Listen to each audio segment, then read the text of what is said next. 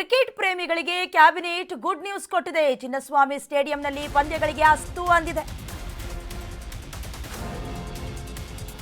ಸಂಪುಟ ಸಭೆಯಲ್ಲಿ ಸರ್ಕಾರ ಮಹತ್ವದ ನಿರ್ಧಾರವನ್ನು ತೆಗೆದುಕೊಂಡಿದೆ. ನಿಜಕ್ಕೂ ಕೂಡ ಇದು ಕ್ರಿಕೆಟ್ ಪ್ರೇಮಿಗಳಿಗೆ ಕ್ಯಾಬಿನೆಟ್ ಗುಡ್ ನ್ಯೂಸ್ ಕೊಟ್ಟಿರೋದು. ಚಿನ್ನಸ್ವಾಮಿ ಸ್ಟೇಡಿಯಂನಲ್ಲಿ ಪಂದ್ಯಗಳಿಗೆ ಅಸ್ತು ಅಂದಿದೆ. ಗೃಹ ಇಲಾಖೆಗೆ ಜವಾಬ್ದಾರಿಯನ್ನ ನೀಡಿ ಗ್ರೀನ್ ಸಿಗ್ನಲ್ ಕೊಟ್ಟಿದೆ. ನಿವೃತ್ತ ನ್ಯಾಯಮೂರ್ತಿ ಕುನ್ಹಾ ವರದಿಯ ಶಿಫಾರಸು ಅನ್ವಯ ಅಸ್ತು ಅಂದಿರೋದು ಕ್ಯಾಬಿನೆಟ್. ಮ್ಯಾಚ್ ವೇಳೆ ಭದ್ರತೆಗೆ ಗೃಹ ಇಲಾಖೆ ಇವ್ರ ಜೊತೆ ಚರ್ಚೆ ಮಾಡ್ಕೊಳ್ಬೇಕು ಅನ್ನುವ ನಿರ್ಧಾರ.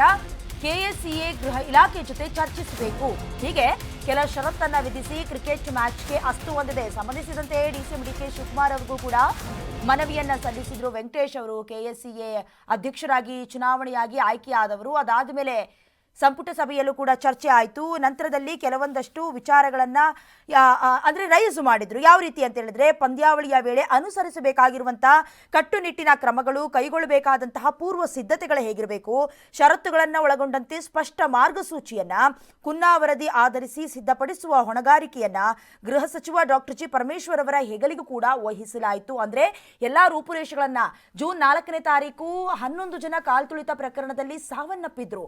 ಅದಾದ ಮೇಲೆ ಆ ಜಾಗದಲ್ಲಿ ಮತ್ತೆ ಮ್ಯಾಚ್ ನಡೆಯುತ್ತಾ ಇಲ್ವಾ ಅನ್ನೋದು ಬಹುತೇಕ ಅನುಮಾನ ಆಗಿತ್ತು. ಅದಾದ ಮೇಲೆ ಇಂಟರ್ನ್ಯಾಷನಲ್ ಮ್ಯಾಚ್ ಸೇರಿದಂತೆ ನ್ಯಾಷನಲ್ ಮ್ಯಾಚ್ಗಳನ್ನ ಕೂಡ ನಡೆಸಬೇಕು ಅಂತ ಮನವಿಯನ್ನ ಕೂಡ ಸಲ್ಲಿಕೆ ಮಾಡಿದ್ರು.